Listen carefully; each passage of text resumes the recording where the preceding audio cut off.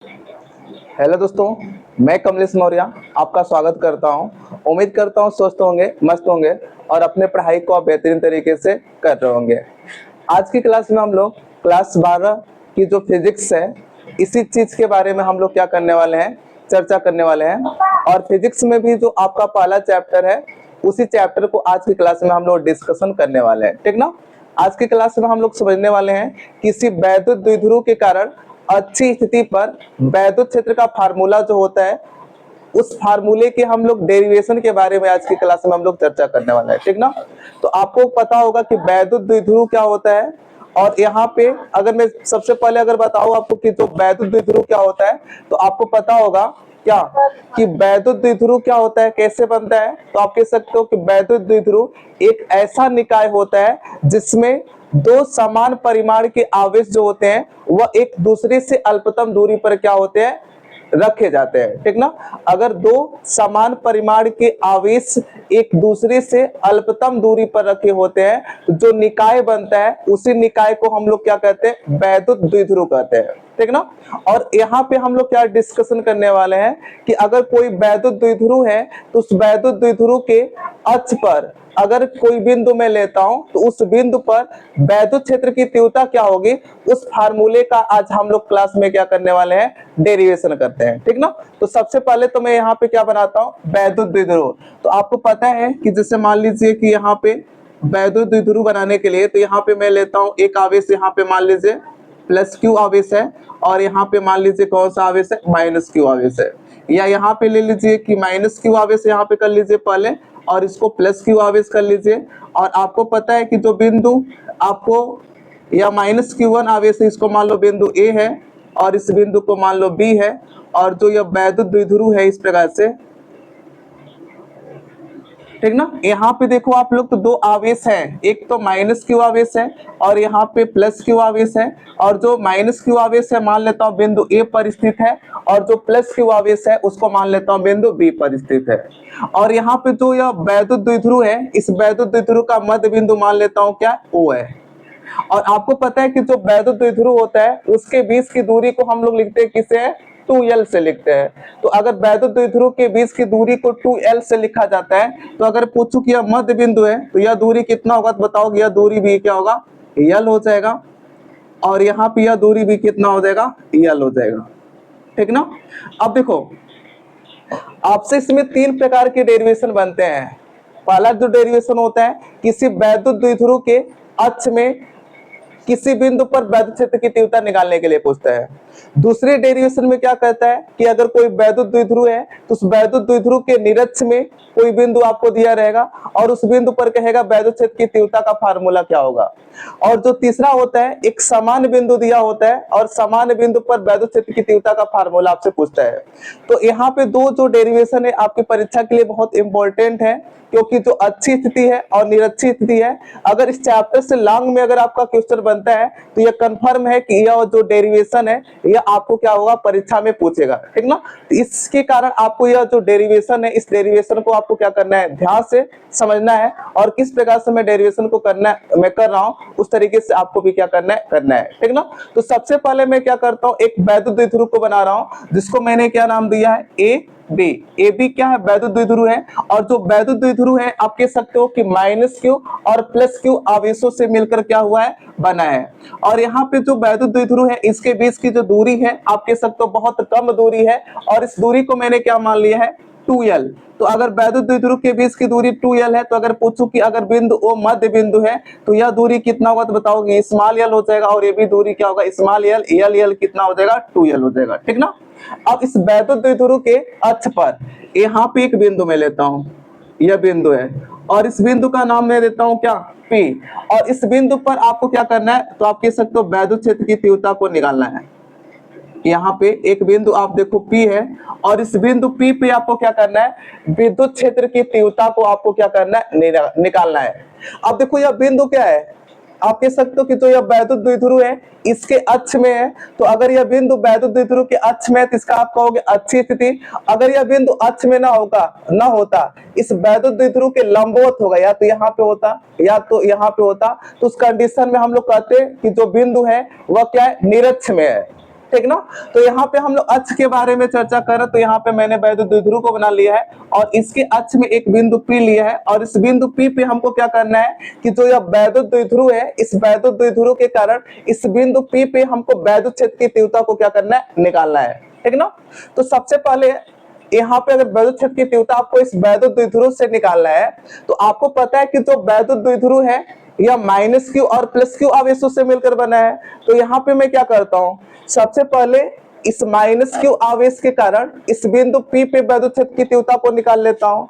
फिर इसके बाद जो यह +q आवेश है, इस +q आवेश के कारण इस बिंदु P पे वैद्युत क्षेत्र की तीव्रता निकाल लेता हूँ। और अगर मैं दोनों वैद्युत क्षेत्र की तीव्रता को जोड़ देता हूँ तो उस कंडीशन में आपको क्या हो जाएगा, इस वैद्युत द्विध्रुव के कारण इस बिंदु P पर वैद्युत क्षेत्र का फार्मूला क्या होगा, वैद्युत क्षेत्र की तीव्रता का फार्मूला क्या होगा, आप इस प्रकार से क्या कर सकते हो, निकाल सकते हो। ठीक ना।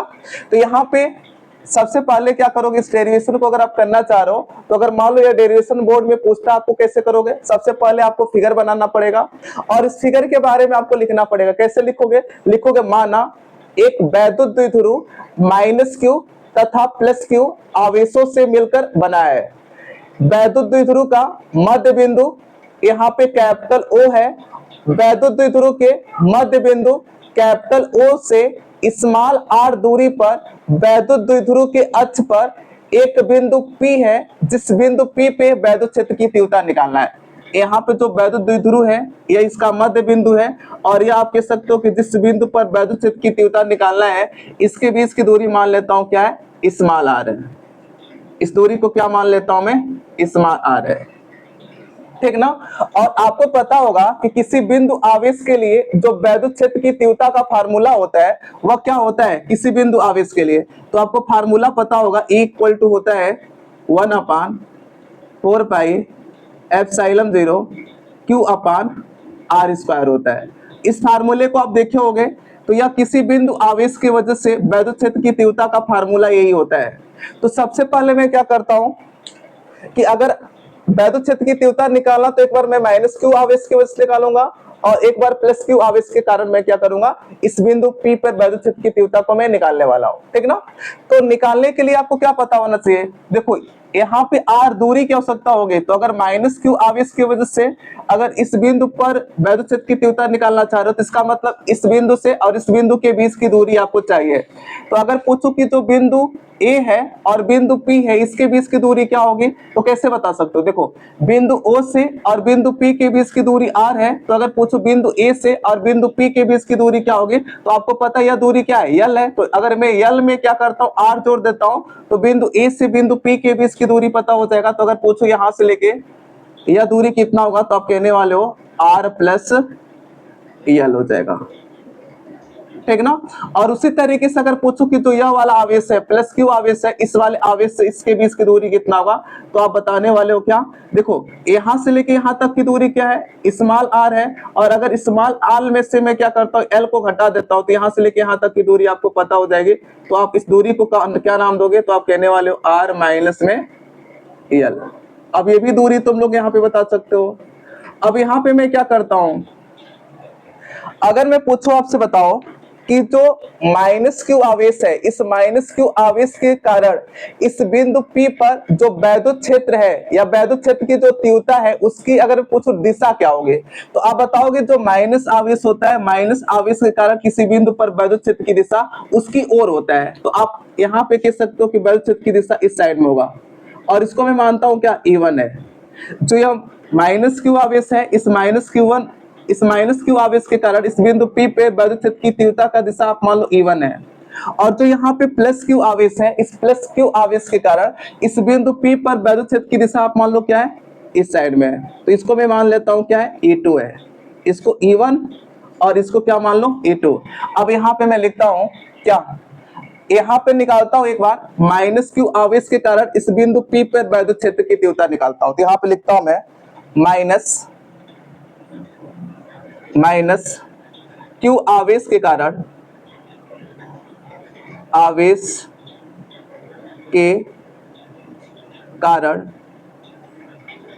विद्युत क्षेत्र की तीव्रता, विद्युत क्षेत्र की तीव्रता। और इसको मैंने क्या माना है कि जो यह Q1 आवेश है माइनस Q1 आवेश है, इसकी वजह से वैद्युत क्षेत्र की तीव्रता को मैं माना हूं क्या E1 है। तो आप कह सकते हो कि यहाँ पे E1 equal to 1/4 pi epsilon 0 हो जाएगा, और Q अपान R क्या होगा, तो आपको यहां से लेके यहां तक की दूरी लेना है, तो आप बताओगे R प्लस स्मॉल एल है, तो यहाँ पे R प्लस स्मॉल एल का होल स्क्वायर हो जाएगा, ठीक ना। तो यह क्या निकाले हो, तो आप कह सकते हो कि जो माइनस क्यू आवेश है, इस माइनस क्यू आवेश की वजह से इस बिंदु पर वैद्युत क्षेत्र की तीव्रता निकाले हो। अब क्या कर लो कि जो यह प्लस क्यू आवेश है, इस प्लस क्यू आवेश के कारण इस बिंदु P पर वैद्युत क्षेत्र की तीव्रता निकालो। तो यहाँ पे लिखोगे क्या, प्लस क्यू आवेश के कारण, प्लस क्यू आवेश के कारण विद्युत क्षेत्र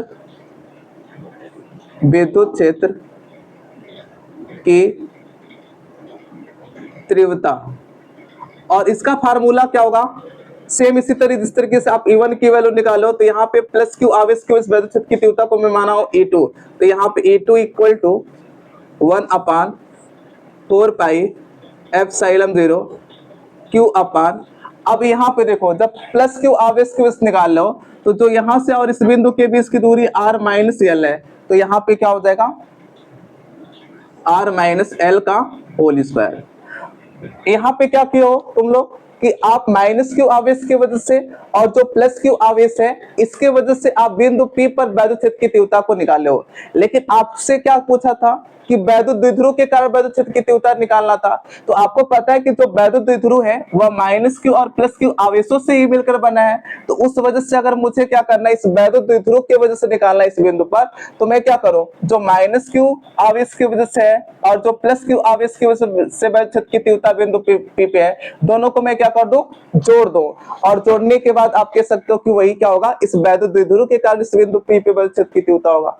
तो यहाँ पे अगर मैं क्या करना चाहता हूँ, इन दोनों वैद्युत क्षेत्र, जो वैद्युत क्षेत्र की तीव्रता है, इसका अगर मैं परिणामी निकालना चाहूँ, तो आपको पता है कि जो E1 है इसकी दिशा इधर है और जो E2 है उसकी दिशा इधर है। मतलब आप कह सकते हो कि जो E1 और E2 है दोनों एक दूसरे के क्या है, विपरीत है। तो अगर यहाँ पे दोनों एक दूसरे के विपरीत है, तो इस कंडीशन में अगर मैं इसका परिणामी निकालना चाहूँ, तो परिणामी कैसे निकालोगे, आपको पता है कि जब दो सदिश एक दूसरे के विपरीत होते हैं तो उनकी दिशाएं क्या होती हैं, उसको अगर हम लोग एक ही डायरेक्शन में या इसको जोड़ते हैं तो क्या होता है, उसको हम लोग जोड़ते हैं लेकिन वो आपस में क्या होता है, घट जाता है। तो यहाँ पे अगर मैं पूछूं कि आप बताओ कि E1 और E2 में किसकी वैल्यू ज्यादा होगी, तो आप बताओगे कि जो यह माइनस इसके वजह से E1 है और इसके वजह से क्या E2 है। तो अगर पूछूं कि माइनस क्यू आवेश की वजह से इस बिंदु पर P पर वैद्युत क्षेत्र की तीव्रता का मान अधिक होगा कि प्लस क्यू आवेश की वजह से बिंदु P पर वैद्युत क्षेत्र की तीव्रता का मान अधिक होगा। तो आप बताओगे जो प्लस क्यू आवेश है इस बिंदु P के क्या समीप है, तो इसके वजह से E2 की वैल्यू क्या होगी, आप बताओगे ज्यादा होगा। तो E2 ग्रेटर देन क्या होगा, E1। अब यहाँ पे जो माइनस क्यू आवेश है इस बिंदु P से क्या है, दूर है, तो इसका मतलब इस माइनस क्यू की वजह से वैद्युत क्षेत्र की तीव्रता की वैल्यू कम होगी। तो अगर मैं परिणामी वैद्युत क्षेत्र की तीव्रता निकालता हूं, तो आप कह सकते हो परिणामी वैद्युत क्षेत्र की तीव्रता E इक्वल टू, आप क्या करोगे, E2 माइनस में क्या कर दोगे, E1 कर दोगे।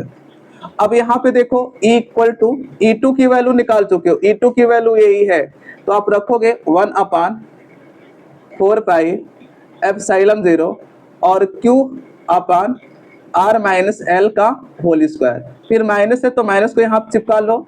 और E1 की वैल्यू क्या है, देखो यहाँ पे ये वाला मान है, तो इसको रखोगे तो 1/4 पाई एप्सिलॉन 0 और इसके बाद क्या होगा, Q अपान R प्लस एल का होल स्क्वायर, ठीक ना। अब इसको सॉल्व करोगे तो उस कंडीशन में क्या बताओगे, Q अपान 4 पाई एप्सिलॉन 0 कॉमन हो जाएगा, तो यहाँ पे क्या कर लो, यहाँ पे Q अपान 4 पाई एप्सिलॉन 0 को कॉमन कर लो, तो यहाँ पे क्या हो जाएगा 1/R माइनस एल का whole square minus 1/R plus L का होल स्क्वायर। अब इसको सॉल्व करना चाहोगे तो क्या करोगे, या तो इसको एलसीएम लेके सॉल्व करो या तो इसका मल्टीप्लाई इसमें, इसका मल्टीप्लाई इसमें करा दो। तो आप कहने वाले हो यहाँ पे कि Q अपान 4 पाई एप्सिलॉन 0 और इसका मल्टीप्लाई इसमें कराओगे तो R प्लस एल का होल स्क्वायर और माइनस इसका मल्टीप्लाई इसमें, तो आर माइनस एल का होल स्क्वायर अपान में क्या हो जाएगा, तो आप कह सकते हो आर माइनस एल का होल स्क्वायर और यहाँ पे आर प्लस एल का होल स्क्वायर। इस प्रकार से आप कोष्टक लगा दोगे, ठीक ना। इसको और सॉल्व करोगे तुम लोग, तो यहाँ पे मैं देखो मैं सॉल्व कर रहा हूँ, आप इसको और सॉल्व करो। तो यहाँ पे सॉल्व करोगे तो देखो इसको जैसे जैसे छाप लो क्यू अपान 4 पाई एप्सिलॉन 0 और इसको सॉल्व करोगे तुम लोग तो क्या करना पड़ेगा, इसको a प्लस बी के होल स्क्वायर पे तोड़ दो। तो a स्क्वायर मतलब r square plus L square और प्लस में क्या होगा 2rl। यहाँ पे माइनस है तो माइनस को यहाँ पे चिपका लो और इसके बाद इसका भी तोड़ दो आप लोग, तो इसका मतलब r square plus L square और माइनस देखो यहाँ पे a माइनस बी का होल स्क्वायर होगा, तो यहाँ पे 2rl और बट्टे पे क्या हो जाएगा, बट्टे पे इसको देखो a minus B a plus B दिखाई दे रहा है, तो आपको पता है a minus B a plus B जो होता है वह a square minus B square के बराबर होता है। इसको लिख सकते हो क्या, R square minus L square और इस पूरे का क्या लिख सकते हो, होल स्क्वायर। इस प्रकार से अब इसके साथ साथ देखो अगर इस कोष्टक को हटाता हो तो माइनस का अंदर मल्टीप्लाई हुआ तो इसका मतलब यह प्लस था तो यह माइनस हो जाएगा और यह माइनस था तो प्लस हो जाएगा। अब देखो यह माइनस आर स्क्वायर या प्लस आर स्क्वायर इससे यह खत्म हो जाएगा, या एल स्क्वायर प्लस में या एल स्क्वायर माइनस में इससे यह खत्म हो जाएगा।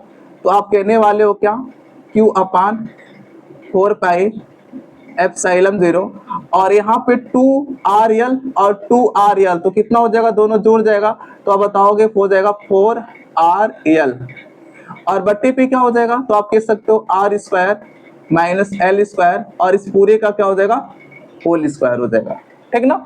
अब इसको देखो मैं थोड़ा सा अच्छे तरीके से लिखता हूँ और यहाँ पे एक बात और समझना आपको है, वह बात क्या समझना है, अगर मैं पूछूं कि यल क्या है यहाँ पे तो आप कह सकते हो कि जो वैद्युत द्विध्रुव है इस वैद्युत द्विध्रुव से मध्य बिंदु से और किसी आवेश के बीच की दूरी है। तो आप कह सकते हो कि जो वैद्युत द्विध्रुव मैंने बताया कि वैद्युत द्विध्रुव में जो आवेशों के बीच की दूरी होती है बहुत आप कह सकते हो छोटी होती है, तो इसके वजह से यहाँ पे आप कह सकते हो कि यल की वैल्यू क्या होगी, बहुत छोटी दूरी होगी किसकी अपेक्षा, इस आर की अपेक्षा। तो अगर यल की वैल्यू जो है इस आर की अपेक्षा बहुत छोटी है तो यहाँ पे मैं कह सकता हूँ क्या कि आर स्क्वायर का वैल्यू जो है बहुत बड़ा है किसकी अपेक्षा, एल स्क्वायर की अपेक्षा। तो इसका मतलब आर की वैल्यू भी क्या होगी, बहुत बड़ी होगी किसकी अपेक्षा, तो आप कह सकते हो यल की अपेक्षा। तो इसका मतलब आर बहुत बड़ी वैल्यू है और यल बहुत छोटी वैल्यू है, तो इस कंडीशन में एल बहुत छोटा मान है तो इसको हम लोग क्या मान लेते हैं कि यह नगण्य है, और अगर यह नगण्य है तो इसको हम लोग क्या कर देंगे, छोड़ देंगे। तो जब हम लोग एल को छोड़ेंगे तो यहाँ पे क्या हो जाएगा तब, तो आप कह सकते हो क्यू अपान 4 पाई एप्सिलॉन 0 और यहाँ पे इसको मैं लिखता हूँ कैसे, देखो यहाँ पे इसको इस प्रकार से लिख लो, इसको लिख लो 1 अपान 4 पाई एप्सिलॉन 0 और यहाँ पे जो 4 है इस 4 को लिखता हूँ मैं 2 और इंटू में 2 इंटू में 2 क्या हो जाएगा, 4 हो जाएगा। और यहाँ पे देखो Q है तो यहाँ पे Q लेता हूँ Q और यहाँ पे R और इसके बाद L और बटे यहाँ पे देखो जब एल स्क्वायर को छोड़ दोगे तो इसका मतलब आर स्क्वायर बचेगा और आर स्क्वायर की पावर यहाँ पे 2 है तो यहाँ पे आर की पावर 4 हो जाएगा।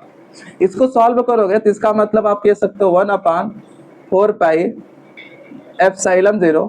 अब यहाँ पे देखो यहाँ पे 2 है तो 2 को रहने दो। अब यहाँ पे देखो एक आर यहाँ पे ऊपर है और यहाँ पे आर की पावर 4 है तो आप कह सकते हो इससे यह खत्म हो जाएगा, तो इसका मतलब ऊपर क्या बचेगा 2 और इंटू में 2Q L और बट्टे पे क्या हो जाएगा आर क्यू। और अगर मैं पूछूं आपसे 2QL किसके बराबर होता है तो आप कह सकते हो P इक्वल टू होता है 2QL। तो P इक्वल टू 2QL होता है तो इस कंडीशन में मैं क्या कर सकता हूं, आप कह सकते हो कि 1 अपान 4 पाई एप्सिलॉन 0 और यहाँ पे 2 और इसकी जगह मैं क्या लिख सकता हूँ, तो आप कहने वाले हो P और बट्टे पे क्या हो जाएगा आर क्यू और यह कह सकते हो यह किसके बराबर ए इक्वल टू है। तो अगर पूछूं आपसे बताओ किसी वैद्युत द्विध्रुव के कारण अच्छी स्थिति पर वैद्युत क्षेत्र की तीव्रता का फार्मूला क्या होता है, तो आप बताने वाले हो क्या, तो आप कह सकते हो E equal to 1 upon 4 pi epsilon 0 2P upon में क्या होता है आर क्यू होता है, ठीक ना। तो इस प्रकार से क्या करना था, आपको किसी वैद्युत द्विध्रुव के कारण अच्छी स्थिति पर वैद्युत क्षेत्र की तीव्रता का फार्मूले का आपको क्या करना था, डेरिवेशन करना था, ठीक ना। अब इसके अगली क्लास में हम लोग क्या पढ़ेंगे कि अगर कोई वैद्युत द्विध्रुव है तो उसके निरक्ष पे अगर कोई बिंदु अगर हम लोग लेते हैं तो उस कंडीशन में वैद्युत क्षेत्र की तीव्रता क्या होगी, उस वाले फार्मूले को हम लोग अगली वीडियो में क्या करने वाले हैं, समझने वाले हैं, ठीक ना। अगर आपको यह वीडियो अच्छी लगी हो तो आपको इस वीडियो को लाइक करना है और यह वीडियो को मैक्सिमम लोगों के पास क्या करना है, शेयर करना है, और जो यह चैनल है इस चैनल को क्या करना है, सब्सक्राइब करना है। धन्यवाद।